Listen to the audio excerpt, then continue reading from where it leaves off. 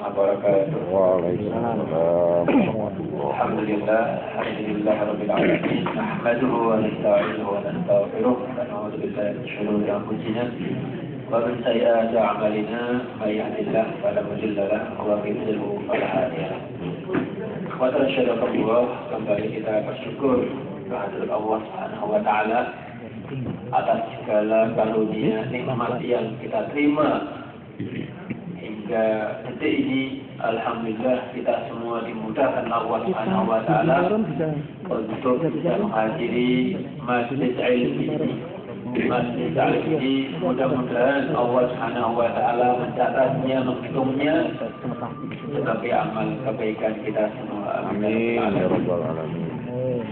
Tuhan sekalian, insyaallah kita akan teruskan kembali kajian kita pada pagi hari ini, melanjutkan kajian tentang sifat sholatun Nabi, tentang tata cara sholat Nabi Sallallahu Alaihi Wasallam yang minggu kemarin sudah kita praktekkan, tetapi kita belum sempat mengkaji hadisnya, kita baru sebatas prakteknya. Sekarang juga kita akan minta salah satu jamaah kita untuk ke depan, Pak Marwan mungkin mempraktekkan yang kita baca setiap hadis per hadis. Pak Marwan silakan cari apa namanya,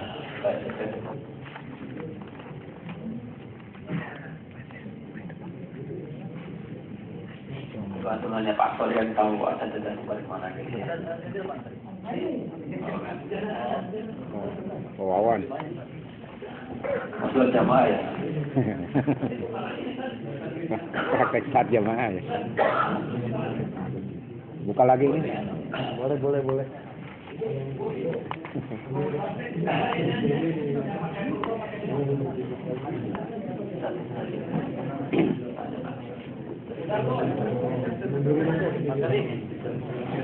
Ya itu nanti Pak Wawan.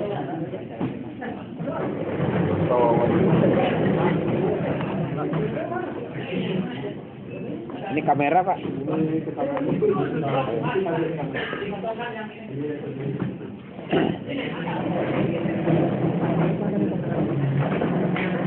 Mana tadi geser ya? Matiin aja dulu.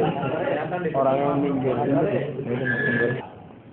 Maka undang-undang yang tidak mengikuti apa yang Allah aturkan, apa yang Allah bikin, maka akan banyak menimbulkan keburukan-keburukan. Ya salah satunya tadi itu, gitu ya.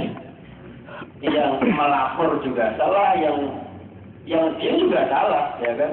Misalnya contoh kemarin ya Pak SBY itu dilambangkan sebagai kerbau. Apa? Kerbau ya. Itu kan secara syar'i juga tidak boleh kan. Tetapi ketika Pak SBY diam, ada yang memuji karena inilah jiwa demokrasi. Beliau kan dia nggak selama 10 tahun di INA ya, nggak pernah marah kan. Coba kira-kira itu bagus apa jelek? Bagi penjiwa demokrasi mengatakan bagus, selama tidak menyakiti, memukul gitu lah. Selama tidak memukul Pak SBY, nggak apa-apa, itulah demokrasi. Jadi para pendukung demokrasi mengatakan luar biasa, bagus. Dibiarkan juga Menteri Islam ya, tidak bagus. Ditangkap juga, menurut orang juga tidak bagus. Padahal jelas setelah mengatakan janganlah kalian saling menghina. Apalagi kadang-kadang itu tujuan belum jelas. Ya silakan Anda merasakan karena itulah negara kalian. Itulah negara saya, negara kalian, negara kita kalian. Itu negara yang terdiri di atas negara demokrasi. Jelas ya? Itu warisan penjajah. Ya, kita takut saja ya. Rasul mengatakan bahwasanya la yadkhulun nama. Dan kita nggak tahu apakah kita atau orang-orang itu sengaja itu tidak mengadu domba, itu kan nggak tahu. Yang jelas Rasul mengatakan la yadkhulun nama, orang yang mengadu domba. Mengadu domba itu diantaranya kadang-kadang berita yang belum jelas disebarkan. Akhirnya orang-orang tidak tahu. Itulah berita itu kadang-kadang yang salah jadi benar, yang benar jadi salah. Oleh itu kan Islam mempunyai teori idza ja'akum fasiqun binabain fatabayyanu. Itu Islam. Kita enggak, pokoknya yang pas dengan misi kita. Wah, kesempatan kan gitu ya. Sesuatu yang sesuai dengan unek-unek kita. Langsung kita informasikan. Sehingga negara kita ini sampai kapan seperti ini? Siapapun nanti yang menjadi presidennya, selama bukan dari ketua RT-nya misalnya, ya, tidak akan aman.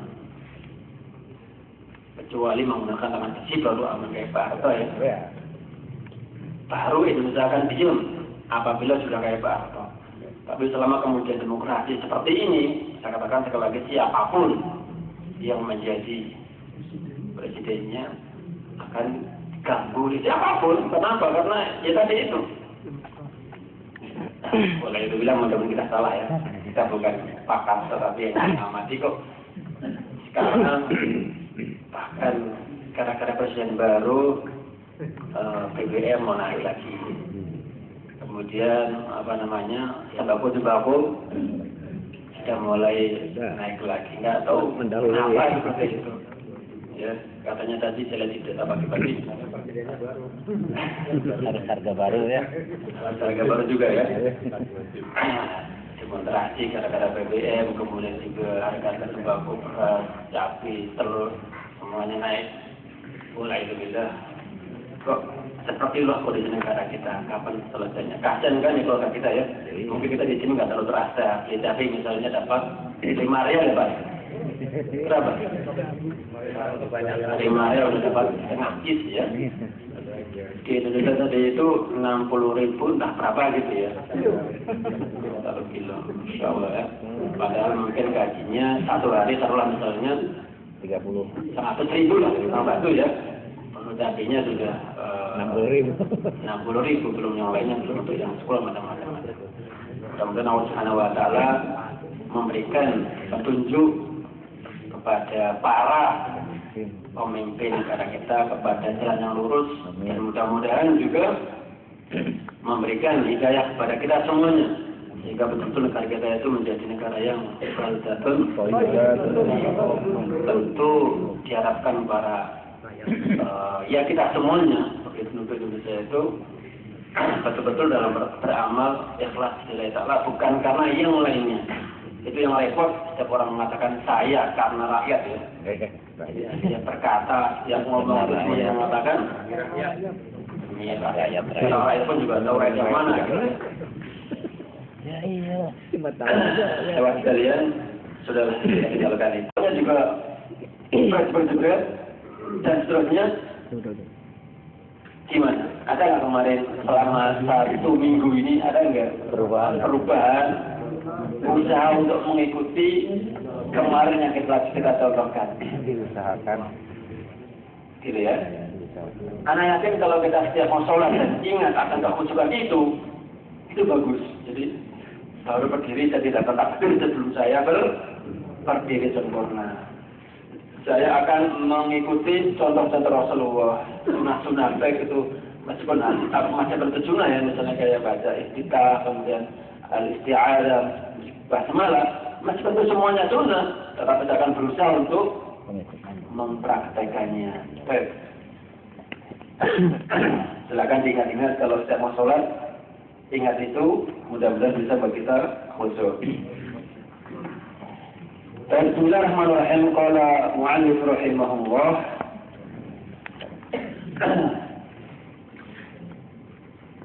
Kemarin sudah kita baca 1 ya. Kita baca ulang. An-Nabi Hurairah dari Abu Hurairah semoga Allah meridainya, An-Nabi sallallahu alaihi wasallam qala, Rasul bersabda, "Idza qumta ila sholati fa asbighil wudu'a." Apabila kalian tidak melakukan sholat, maka pertama-tama lakukanlah syaratnya. Apa itu? Wudu. Fa'asbighil wudu'a. Yang kedua, masak bil qiblah. Syarat yang kedua apa? Menghadap kiblat. Summa qra' ma tayassara. Pak Marwan ini Pak Marwan berdiri aja. Summa qra' ma tayassara ma'aka minal Qur'an. Kemudian bacalah apa yang mudah bagimu dari Al-Qur'an. Coba kalian, mestinya kemarin itu cara sunnah-sunnahnya adalah membaca Al-Fatihah. Tetapi di sini Rasul mengatakan, "Tsumma qra' ma tayassara minal Qur'an." Dan bacalah apa yang mudah bagimu dari Al-Qur'an. Ini maksudnya adalah bagi orang yang pertama yang baru masuk Islam atau mu'alaf dan belum bisa baca Al-Qur'an, atau orang Islam yang betul-betul tidak bisa Al-Qur'an dan dia berkewajiban untuk belajar, namun pada saat itu dia boleh yang penting selesaikan dulu sholatnya. Bacalah sebisanya. Baik. Setelah itu kemudian tumarka hatta tatma'inna rafian. Jadi setelah membaca sesuatu yang mudah baginya, Pak Marwan kira-kira bacalah. Pak Marwan sekarang sudah menghadap kiblat, kemudian fakabir. Pak Marwan fakabir. Allah. Ya semuanya kemarin sudah kita contohkan bagaimana sejajar pundak apa telinga. Fakabir. Baik. Kemudian sudah belum? Belum masih. Kalau sudah ke Pak Marwan ya. Kemudian bacalah apa yang mudah bagimu. Ini bagi orang-orang yang uzur, yang baru masuk Islam dari itu. Habis segini. Anggaplah Pak Marwan sudah baca Al-Quran ya. Kemudian tumarka Pak Marwan. Baca ya, Biar ke bawah. tumarka hatta tatma'inna rafi'an. Jadi dia harus rukuk sampai dia mutmain. Artinya minimal dia baca Subhana Rabbil Azim 1 kali itu minimal selesai dengan bagus. Nah, kadang-kadang bacaan tadi itu kadang-kadang dibaca sambil antara dia mau rukuk dan dia rukuk, dari dia belum rukuknya sudah baca. Jadi itu namanya tidak tumanina. Makanya dikatakan irka hatta tatma'inna rafi'an. Rukuk sampai betul-betul rukuknya sempurna. Kemudian Pak Marwan marfa, angkat kepalanya hatta ta'tadila qa'iman, sampai dia i'tidal ya. Ada angkat tangan. Hah? Ulang lagi Pak Marwan. Rukuk tadi sama sunat tadi itu Belum ngomong ini. Kalau lagi marfa. Sekarang marfa, kemudian angkatlah kepalanya. Marfa hatta ta'tadila qa'iman. Jemaah sekalian, kemarin di sini ada pertanyaan. Setelah kita bangkit dari rukuk itu, kita menyaksikan di sini ada sebagian orang yang kembali sekap seperti itu, dan ada yang meluruskan kedua tangannya. Kemarin ada pertanyaan, dalam hal ini itu memang ada khilaf di antara para ulama. Nah, kalau kita amati di Saudi, terutama Imam Haramain di sini, semua rata-rata setelah rukuk dia sedekap, ya, di sini ya. Dan memang fatwa tidak terima pun juga begitu. Nah, kalau kita lihat ke Indonesia, rata-rata adalah meluruskan kedua tangannya. Mana yang kita ikut lewat sekalian? Ya, itu saya katakan bahwasanya di awal itu adalah khilaf. Dan dua-duanya punya dasar. Termasuk Syekhul Islam Al-Albani, dia mengatakan, ya bahasa dia, orang yang meletakkan tangan setelah rukuk dalam posisi sedekap, maaf ini mungkin bahasa dia ya, saya baca di internet begitu, agak keras.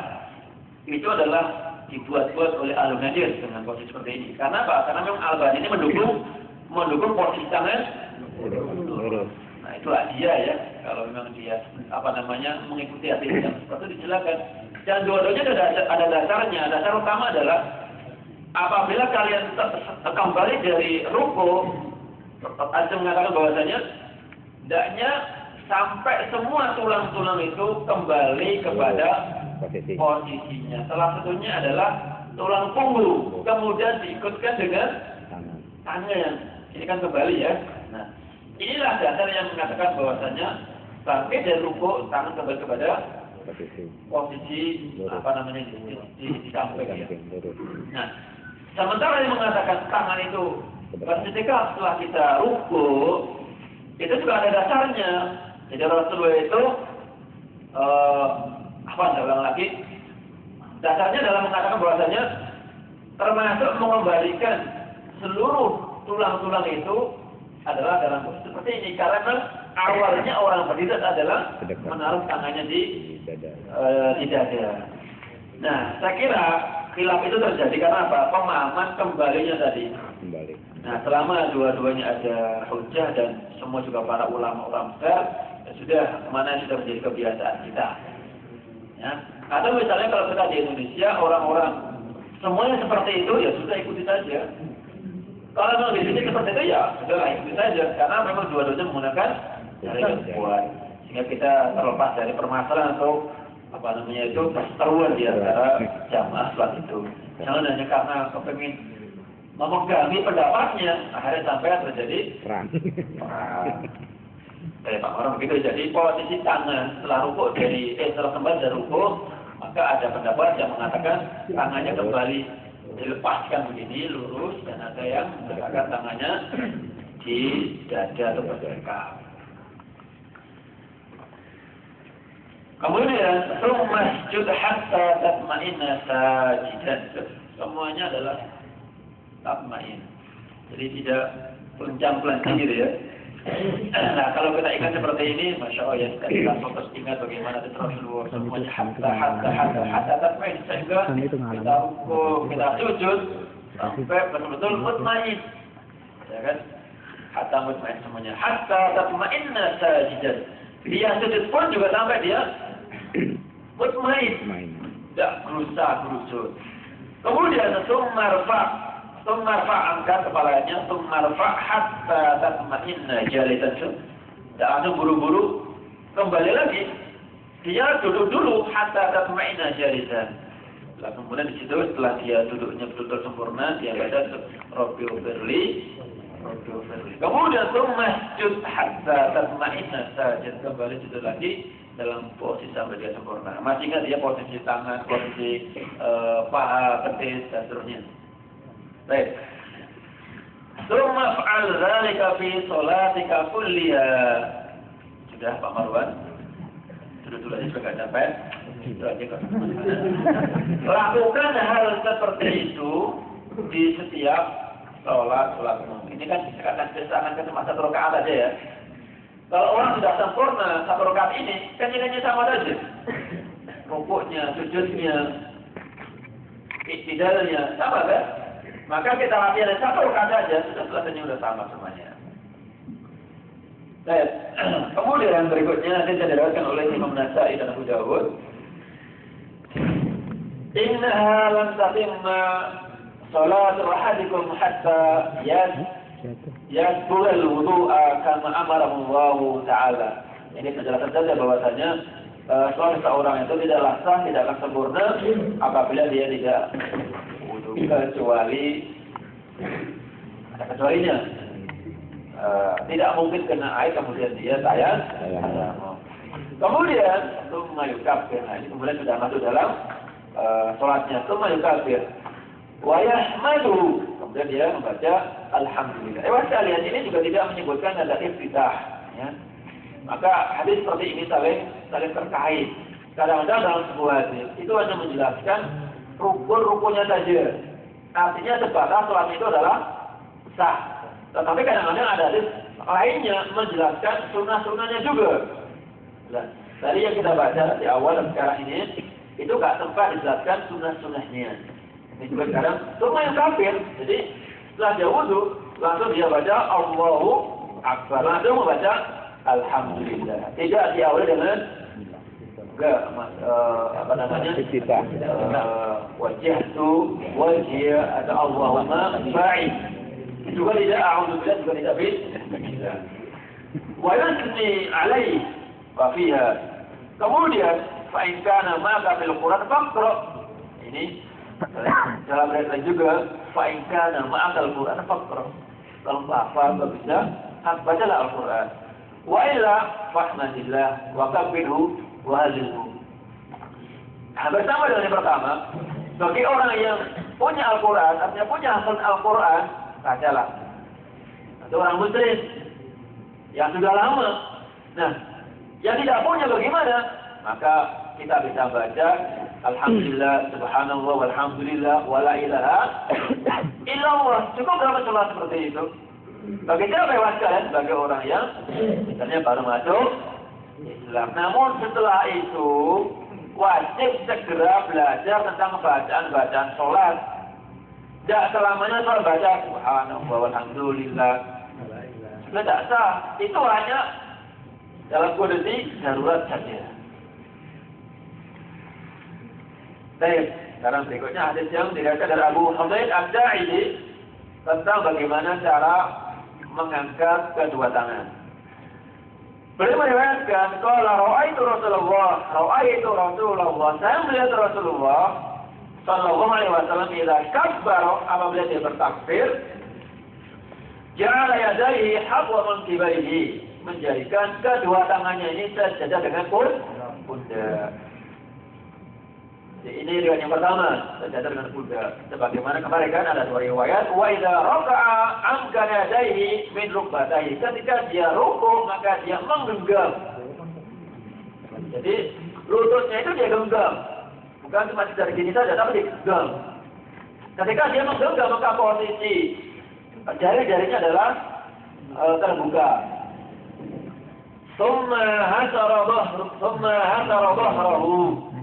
Lalu dia meluruskan punggungnya lurus.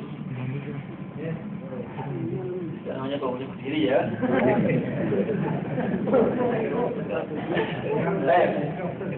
Dia paham cuma tadi kalau capek jadi dia bangun. Setelah lurus punggungnya, tempat diriwayatkan bahwasanya seandainya punggung Rasulullah itu ditaruh air, maka air itu tidak akan siram. Fa'idha rafa'a ra'sahu istawa. Pak Marwan angkat kepalanya. Nah, sekarang istawa, betul lurus ya. Hewan sekalian, lurus.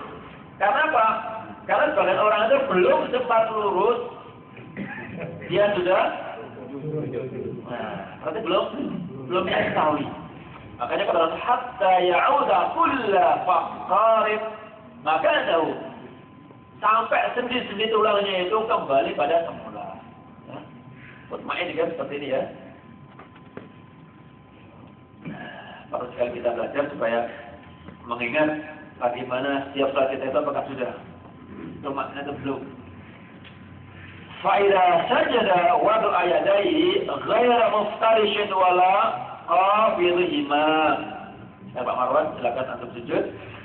Sekarang apabila Rasulullah sujud itu meletakkan kedua tangannya tidak seperti orang mengamparkan sajadah. Dalam arti sudah kita bahas tangan, nah itu seperti posisi duduknya pancing. Tidak seperti itu. Tidak pula merapatkan tangannya ke dalam lengan. Pak Marwan kasih contoh. Bukan kata saya begitu ya. Tangannya kalau tidak pula ke bawah dan juga tidak pula merapat ke lengan. Kemudian siapanya seperti itu. Wasabbala bi atrafi asafi rijlaihi al-qiblah. Jari-jari kaki belakang ini Rasulullah dihadapkan ke kiblat. Ya posisinya ya. Jadi jari-jari kaki semuanya dihadapkan ke kiblat. Terus wa idza jalasa fi rak'ataini jalasa ala rijlihi al-yusra. Apabila dia duduk fi rak'ataini pada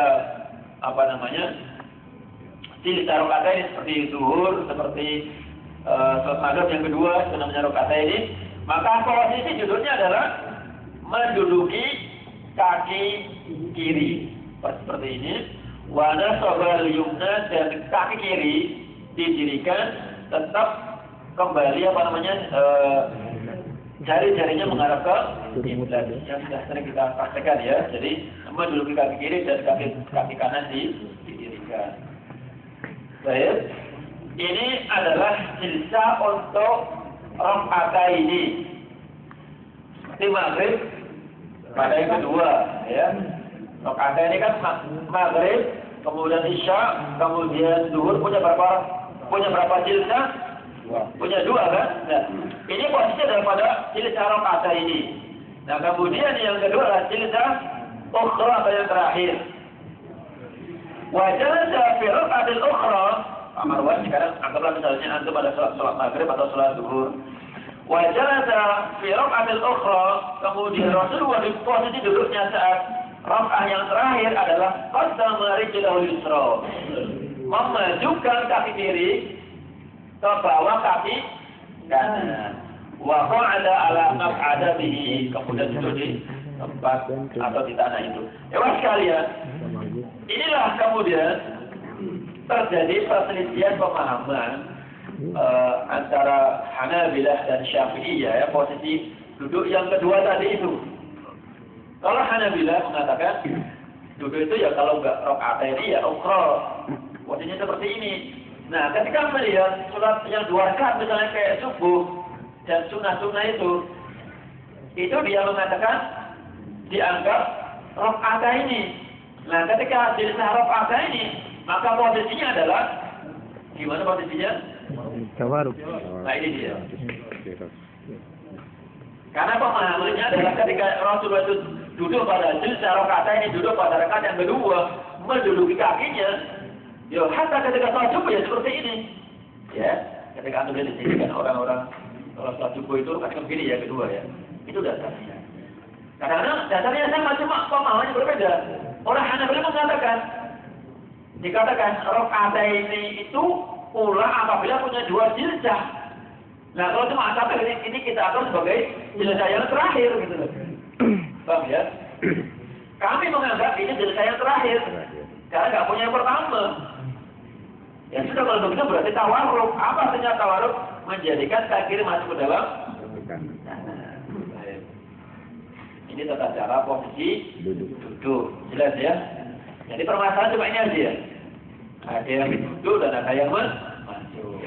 Kemarin sudah kita jelaskan bagaimana Muwatta, bagaimana Hanafiyun. Malah ada mengatakan dua-duanya tawarruk dan dua-duanya juga ekstiro. Malah sangat ekstrim ya. Baik. Itu kan malah aja duduk. Santai aja. Jadi model malah. Baik. Berikutnya masih kalian, sekarang tentang tata cara doa iftitah. Maka sudah kita jelaskan ada banyak riwayat. Diriwayatkan dari Abu Thalib, Ali bin Abi Thalib, semoga meridhoinya, bahwa Rasulullah SAW idza qama ila shalat, apabila beliau salat, beliau berkata, wajjahtu wajhiya lilladzi fatara as-samawati wal arda, dan seterusnya minal muslimin. Ini satu riwayat. Kemarin sudah saya katakan, bacaan yang ini sering Rasulullah baca ketika sholat malam. Boleh Anda baca ini. Maka ketika ada orang yang sholat kemudian ditanya pakai itu, ya sudah tidak apa-apa. Yang penting ada dasarnya. Yang penting amal ibadah itu ada landasan. Yang kedua dari Abu Hurairah, karena Rasulullah idza kabbara lis-shalah sakata hani'atan. Rasulullah bila sholat, setelah takbir, dia nggak ini yang saya ceritakan kemarin itu. Para sahabat bertanya ketika selesai sholat begitu ya, ya Rasulullah kamu tadi ngapain? Kok setelah takbir dia? Jadi saya akan Rasulullah terlupa. Ya Rasulullah, apa yang kamu kerjakan setelah takbir tadi itu? Langsung Rasul menjelaskan, setelah takbir tadi itu saya baca doa iftitah. Bunyinya apa? Aqulu Allahumma ba'id baini wa baina khataayaya kama ba'adta bainal masyriqi wal maghrib. Allahumma naqqini min khataayaya kama yunqqa thawbul abyad min ad-danas. Allahumma ilni min khataayaya bil ma'i wa thalji wal bardi. Dua riwayat. Kemudian juga riwayat lain, sebagian orang-orang yang daerah daerah tengah timur itu dibaca dua ini. Dari Umar dia berkata, "Annahu kana yaqulu subhanaka Allahumma wa bihamdika wa tabaraka ismuka wa ta'ala jadduka wa la ilaha ghairuka." Ini juga termasuk doa iftitah. Silakan sekali-kali pakai yang ini, kemudian sekali pakai yang lain. Tanawul lebih baik. Kalau kita kerja pakai yang mana? Yang lainnya pakai apa lagi? Pakai itu Mama ya? Ada pakai itu. Kadang-kadang. Enggak, antum seringnya pakai apa? Seringnya pakai yang mana? Selanjutnya gantung setelah di sini. Subhanallah. Ada di Kalau di sini memang seringnya pakai yang itu. Ya. Subhanallah. Dari itu apanya adalah apa mabait ya. Tidak apa-apa yang penting sama-sama ada landasannya. Baik. Hadis yang diriwayatkan dari Aisyah tentang juga kaifiat sunnah Nabi. Kita lihat sekarang. Ini diulang kembali. Karena Rasulullah Sallallahu Alaihi Wasallam yastaftihu as-salat bi takbir. Makanya istilahnya kalau ada pertanyaan, salat adalah dimulai dengan takbiratul ihram dan dengan salam. diakhiri dengan salam. Nah, ini adalah dasar. Karena Rasulullah yastaftihu as-salata bi takbir. Kemudian terus wa kana yakhtimu as-salata bi taslim. Jadi diawali dengan takbir dan dengan Salam. itulah sholat. Yastaftihu as-sholata bi takbir. Memulai membukanya dengan takbir. Wal qira'ata bilhamdillahi rabbil alamin. Setelah takbir kemudian baca alhamdulillah. Tidak disebut di situ ada. Nah ini jadi memang apa namanya?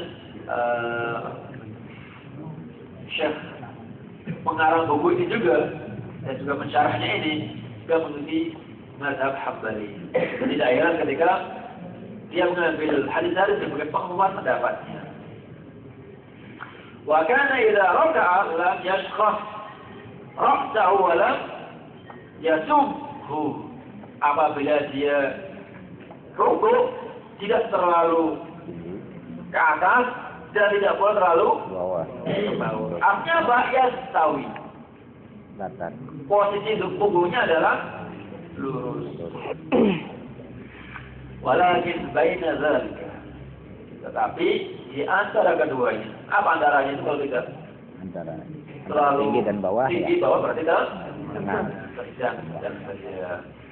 Wa kana idza rafa'a ra'sahu min ar-ruku' lam yasjud hatta yastawi qa'iman. Apabila dia mengangkat kepalanya dari ruku, dia tidak buru-buru sujud. Ulang lagi, apabila beliau mengangkat kepalanya dari ruku, dia tidak buru-buru ruku, hatta yastawi qa'iman. Sampai betul-betul dia berdiri lurus, baru dia Sujud. begitulah Rasulullah. Wa idza rafa'a ra'sahu min as-sujud, apabila dia mengangkat kepalanya dari sujud tadi itu, lam yasjud, karena ada dua sujud ya. Lam yasjud hatta yastawi jalisan. Setelah dia bangun dari sujud terus duduk, tidak langsung buru-buru sujud lagi. Tetapi dia hatta yatma'in sajidan, sehingga hatta yatma'in jalisan, sehingga duduknya tadi betul-betul dia nah. Itu ya, sholatnya orang ya. Tidak kayak kita dari itu. Baik, itu bagaimana Rasulullah tumakninah ketika kamu dari ruku maupun dari Sujud.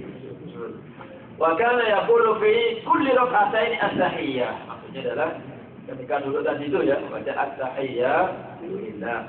Wa kana yafrushu rijlahu al-yusra. Ketika ini ciri yang kedua, wa yansuba al-yumna, kemudian mendirikan kaki yang kanan. Wa kana yanha an uqbati syaitan, melarang menaruh tangannya itu seperti posisinya apa? Anjing. Itu disebutkan sebagai syaitan. Wa yanha an yaftarisha apa ini? Rejim berujul ini. Wa yanha an yaftarisha ar-rajula dhira'aihi iftirasy as-sab'i. Kembali ditekankan. Demikian pula beliau melarang seorang ketika dia sujud itu membentangkan kedua tangannya sebagaimana binatang buas ketika duduk. Kan? Kalau kita amati binatang buas itu duduk bagaimana menaruh kaki depannya itu mendatar di tanah seperti itu. Diterakhir dengan wakana yahtimu as-sholata bitaslim. Kemudian diakhiri salatnya dengan membaca assalamualaikum warahmatullahi, assalamualaikum warahmatullahi, atau assalamualaikum warahmatullahi dan seterusnya. Itu tentang kaifiyatus shalah yang diriwayatkan oleh Ummul Mu'minin Aisyah radhiyallahu anha. Kemudian dari Ibnu Umar terkait beritanya, Nabi sallallahu alaihi wasallam kana yarfa' yadayhi hadwa mankibaihi idza iftataha sholata. Diulang lagi dari Ibnu Umar bahwa Rasulullah ketika takbiratul ihram mengangkat kedua tangannya sejajar dengan pundak. Idza iftataha sholat. Wa idza kabbara liruku'. Demikian pula ketika dia ruku'. Wa idza kabbara ruku' wa idza rafa'a ra'sahu min ruku'. Jadi mengangkat kedua tangan itu dalam 3 posisi. Kemarin sudah katakan. Ketika takbiratul ihram, ketika mau ruku, dan ketika mengangkat kepala dari ruku. Ulangi kamar pertama di mana Allahu Akbar pertama, yaitu ketika takbiratul ihram. Ruku. Allah. Ulang lagi pertama. Baca dasar orang. Nabi kana yarfa' yadayhi, mengangkat kedua tangannya hadwa mankibaihi, sejajar dengan pundaknya apabila dia iftataha shalah, maksudnya takbiratul ihram. 1. Yang kedua, wa idza kabbara liruku', apabila dia mau ruku. Yang ketiga, apabila dia mengangkat kepalanya dari ruku, Allahu. Nanti 3 posisi mengangkat kedua tangan dan sejajar dengan pundak. Yang berapa ya wakilin? Berapa dulu ya? Yang ini saja belum siapa ya? Sudah, ini sudah alamat lagi 10.40. Sekarang pertanyaan kita teruskan. Posisi belakang itu sekali lagi banyak yang nggak datang. Silakan Pak diulang lagi sholat 1 rakaat dari awal, pelan-pelan ulangi dari kerjakan sholat 1 rakaat saja secara sempurna. Sunah-sunahnya pun dikerjakan semuanya pelan-pelan. Sunah juga baca pelan-pelan juga, seperti tidak lengkap bacanya nanti. Ini posisi takbir sejajar dengan pundak Allahu Akbar. Kemudian posisi tangan di atas dada, tangan kanan di atas tangan kiri. Boleh 2 cara, pergelangan atau tangan dari membaca iftitah, kemudian al-isti'adah, kemudian basmalah, kemudian Fatihah, kemudian surah. Kedua, rukuk. Allahu Akbar, badan subhana rabbiyal azim, dan seterusnya. Pegang kemudian bangkit, sami Allahu liman hamidah. Boleh dia melepaskan kedua tangannya atau dia membaca Rabbana walakal hamd. Kemudian sujud. Lihat posisi tangan, kaki, semuanya sujud di atas sab'ati. Sujud di atas 7 tempat. Jari-jari kaki belakang, kemudian kedua lutut, kemudian kedua tangan, dan jejak 2 hidung. Membaca subhana rabbiyal a'la, dan seterusnya, kemudian duduk. Hatta yatma'inna jalisan. Tidak buru-buru sujud kembali, tetapi duduk dulu sambil baca subhana rabbiyal a'la. Kemudian sujud lagi. Lihat bagaimana posisi kedua tangan jauh dari pinggang, jauh dari tanah. Kemudian duduk lagi, duduk terakhir. Anggaplah ini adalah tawarruk untuk tempat yang keempat. Betul, tawaruf ya. Ini apabila jilsah yang terakhir. Sekarang juga posisi jilsah yang rakaat ini seperti maghrib. Itu rakaat ini. Saya katakan bahwasanya itu rakaat ini di Saudi, rakaat ini maghrib atau yang isya atau yang zuhur. Tapi kalau Syafi'iyah yang apabila sholat cuma 2 rakaat, maka itu dianggap sebagai jilsah yang terakhir. Maka bentuknya adalah tawarruk seperti itu. Kemudian baca Assalamualaikum warahmatullahi dan Assalamualaikum warahmatullahi. Silakan, mungkin ada pertanyaan.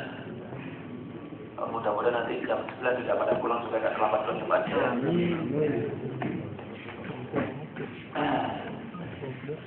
Untuk seksi konsumsi bisa dibagi, tetapi tolong jamaahnya nggak usah ribut supaya pertanyaan ada manfaatnya ya. Jadi seksi konsumsi bisa dibagi dan yang tidak ikut kerja tolong perhatikan pertanyaannya dan jawabannya. Pertanyaan pertama, di kampung saya habis sholat Jumat terus sholat zuhur juga. Itu gimana hukumnya? Sholat zuhur, sholat Jumat. Lewat sekalian. Sholat Jumat itu adalah sudah mewakili sholat zuhur. Apabila ada orang yang melakukan sholat zuhur sholat Jumat, berarti ia tidak yakin dengan sholat Jumatnya. Dan ini adalah wiswa syaiton. Wiswa syaiton. Kalau itu terjadi, maka dalam segala amal ibadah kita akan berbahaya sekali. Dia beribadah ragu. Dia beribadah ragu. Antum tanyakan kepada orang-orang itu, kenapa sholat zuhur rata-rata adalah sebagai cadangan? Iya kan? Alasannya adalah cadangan.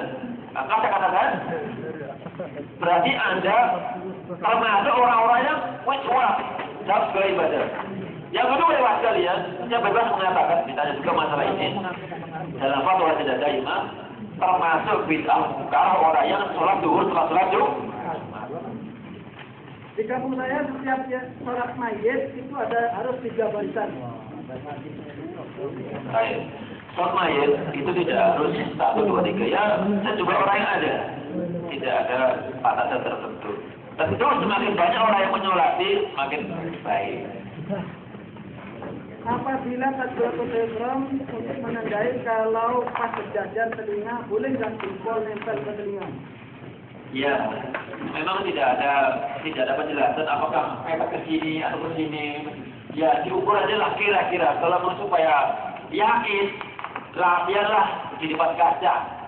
Di depan kaca, kira-kira itu posisi tangan itu begini apa begini, pasnya itu. Nah, itu juga tidak harus mutlak persis ya kurang lebih lah seperti itu, kurang lebih. Dan boleh kan misalnya tadi begini ya, untuk menandai kira-kira tidak pas gitu ya, ya saya pikir tidak apa-apa. Apakah ada perbedaan tata cara sholat untuk laki-laki dan perempuan? Tidak ada sama, cuma ada pendapat yang mengatakan dalam posisi ketika sujud bagaimana posisi tangan. Kalau laki-laki adalah disunahkan serendah mungkin dari pinggang ya. Tapi kalau perempuan itu mah justru disuruh merapat.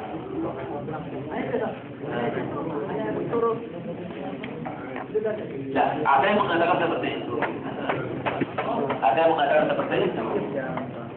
Pada sholat subuh yang baiknya pakai doa kunut atau tidak?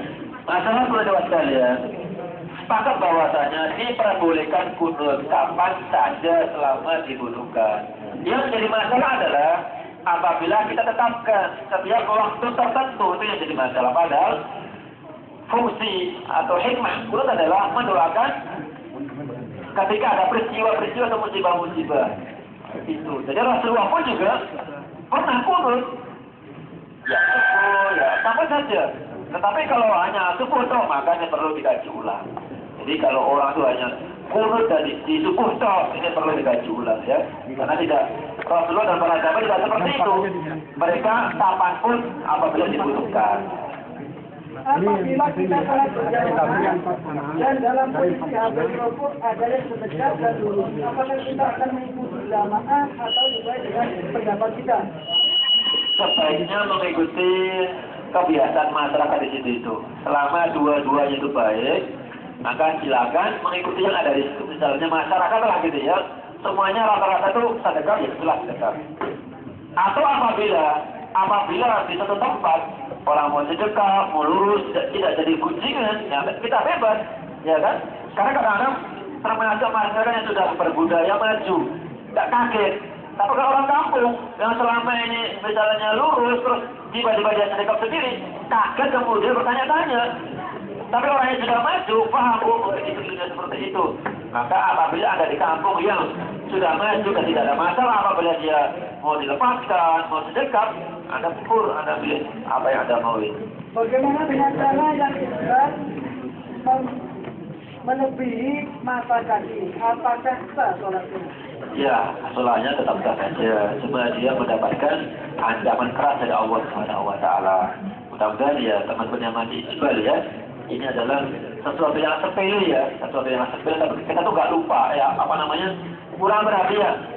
Makanya kadang-kadang kita malu dapat SMS dari orang yang tidak pernah ngaji. Itu gimana coba pengajian jalian kok masih isbal gitu ya.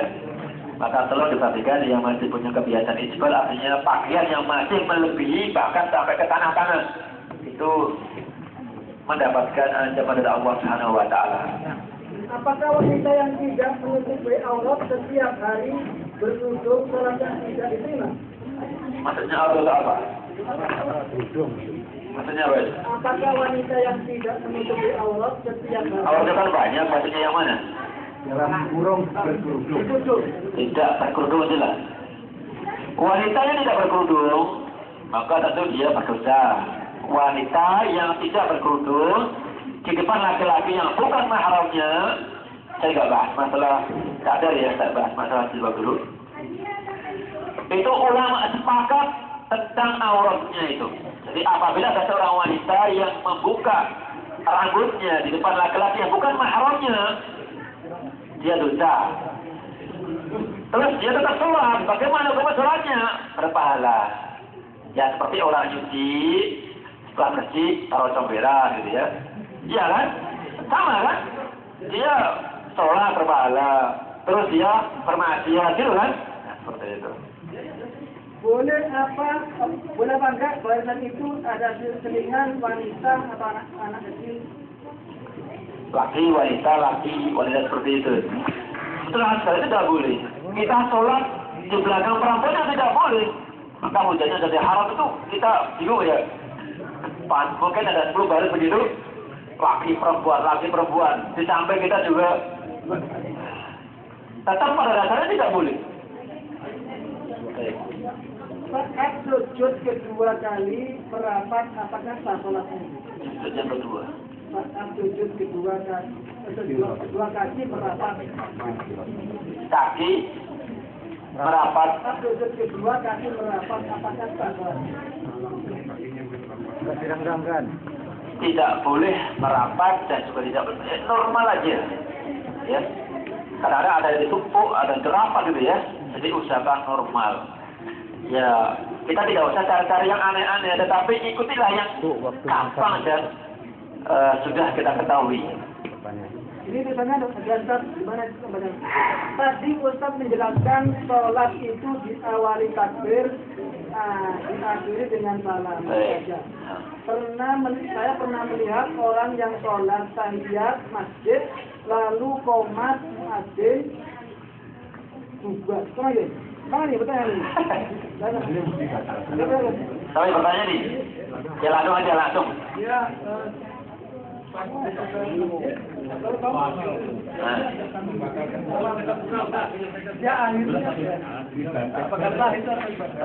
Pertanyaannya, boleh nggak membatalkan seperti itu ya? Kalau sunnah, apabila sudah dikumandangkan iqamat, maka kita tidak boleh menyibukkan dia dengan hal-hal yang lain termasuk sunnah. Makanya kita pas masuk masjid terus sunnah gitu ya, tahiyatul masjid.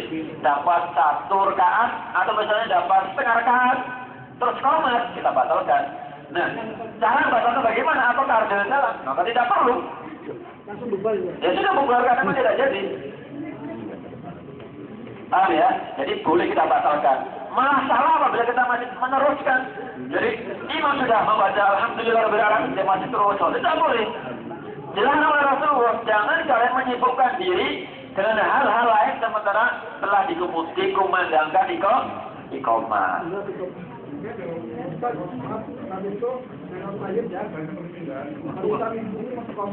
Bentar, nanti sudah paham belum? Sudah ya? Baik.